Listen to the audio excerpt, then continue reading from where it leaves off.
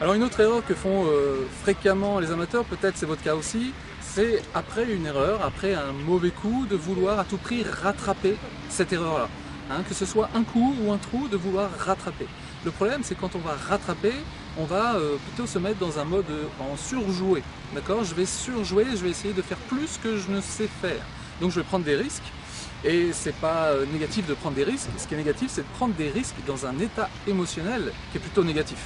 Parce que si vous sortez d'un mauvais coup ou d'un mauvais trou, vous allez plutôt être dans un état négatif, dans un état émotionnel négatif. Et dans cet état-là, vous allez avoir du mal à être efficace, hein, à faire des coups compliqués. C'est-à-dire que, vous êtes dans un état négatif.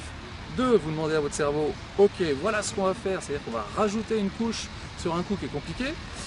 Lui va vous mettre un peu plus de pression, ce qui fait que vous courez droit à la catastrophe.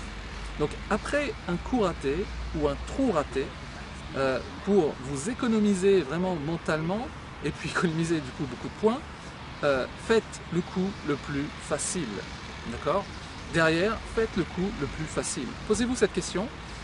Si j'ai trois coups possibles à faire, quel est le coup le plus facile à faire maintenant? Et sur lequel je vais m'engager à 100%. Et là, vous allez voir que vous allez, comme je dis, économiser de l'énergie mentale et économiser beaucoup de points.